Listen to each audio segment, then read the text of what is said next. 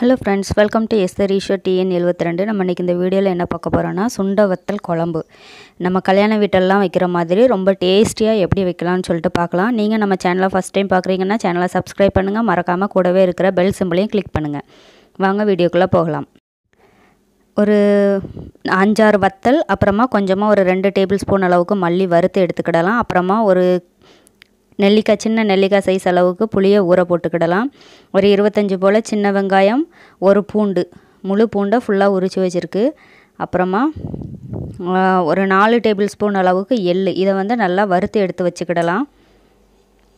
அதே மாதிரி ஒரு 2 டேபிள் ஸ்பூன் அளவுக்கு சுண்ட வத்தல், அதையும் நல்ல எண்ணெயில் போட்டு வறுத்து எடுத்து வச்சுக்கலாம். அப்புறமா எண்ணெயில் இந்த வெங்காய வடகம் இருக்கும் பார்த்திங்களா, அந்த வெங்காய வடகத்தையும் போட்டு நல்லா வறுத்து எடுத்துக்கிடலாம்.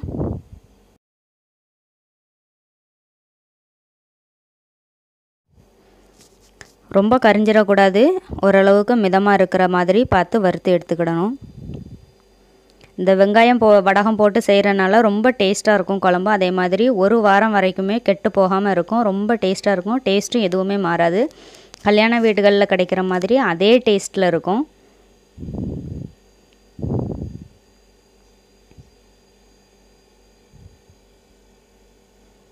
நல்லா வறுபட்டதும் இதை ஒரு பாத்திரத்துக்கு மாற்றி வச்சுட்டு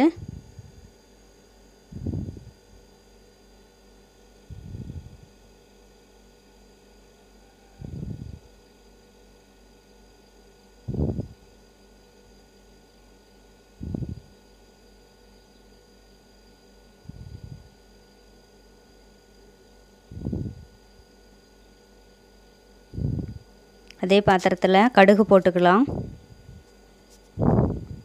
கடுகு நல்லா வெடித்து வந்ததும்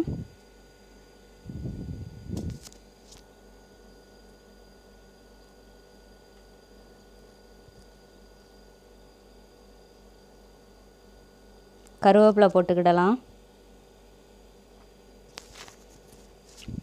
அப்புறமா நம்ம வெட்டி வச்சுருக்க சின்ன வெங்காயம் அவ்வளோத்தையும் உள்ளே சேர்த்துக்கிடலாம். இது வந்து நல்லா பொன்னிறமாக வதங்கட்டும்.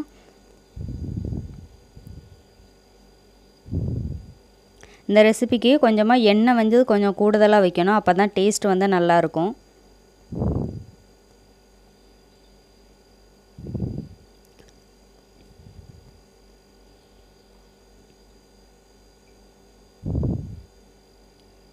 அப்பப்போ கிண்டி விட்டுட்டே இருக்கலாம். நல்லா பொன்னிறமாக வதங்கணும்.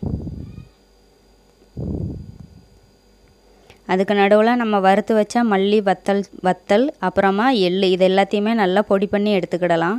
இது வந்து எள்ளு வந்து வறுத்து வச்சுருந்தோம்ல, அதை வந்து பொடி பண்ணி எடுத்துருக்கு.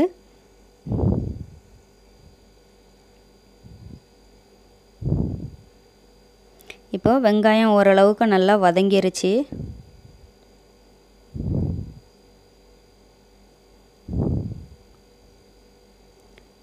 அதே நேரத்தில் நம்ம வறுத்து வச்சோம்ல வெங்காய வடகம், அதையும் நல்லா மையாக மிக்சியில் போட்டு அரைச்சி எடுத்துக்கிடலாம்.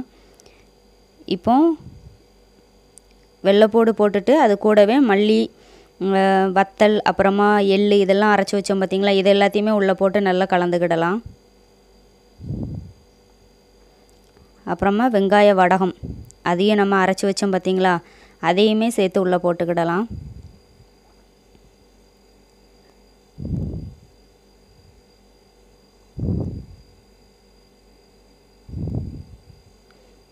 எல்லாமே எண்ணெயிலே நல்லா வேகணும், கொஞ்சம் வெந்து வரணும்.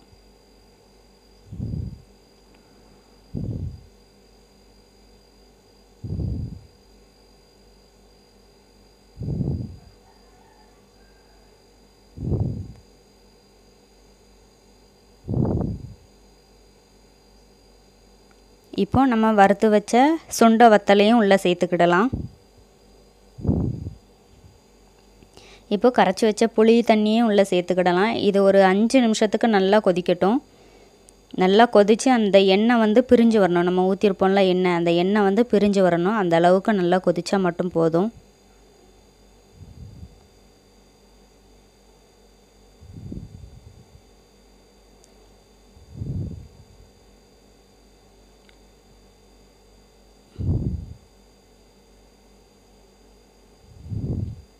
இப்போ கடைசியாக உப்பு சேர்த்துக்கிடலாம். குழம்பு வந்து நல்லா வெந்துருச்சு. அதே மாதிரி இதுக்கு நடுவில் சொல்ல மறந்துட்டேன், கொஞ்சமாக வெல்லம் இருக்குது பார்த்திங்களா, அதை வெல்லத்தையும் கொஞ்சம் பொடி பண்ணி சேர்த்துக்கணும். அப்போ கொஞ்சம் இனிப்பு, புளிப்பு, கொஞ்சம் காரம் அந்த மாதிரி இருக்கும். டேஸ்ட் வந்து ரொம்ப சூப்பராக இருக்கும். கல்யாண வீடுகளில் கிடைக்கிற மாதிரியே இருக்கும். அதே மாதிரி ஒரு வாரம் வரைக்கும் வச்சுருந்தாலும் கெட்டே போகாது, அந்தளவுக்கு இருக்கும் டேஸ்ட்டு. இப்போ பார்த்திங்கன்னா எண்ணெய் எல்லாமே நல்லா பிரிஞ்சு வந்துருச்சு. நீங்களும் இந்த ரெசிபியை வீட்டில் ட்ரை பண்ணி பாருங்கள். மறக்காமல் கமெண்ட் பண்ணுங்கள், ஷேர் பண்ணுங்கள். தேங்க்யூ.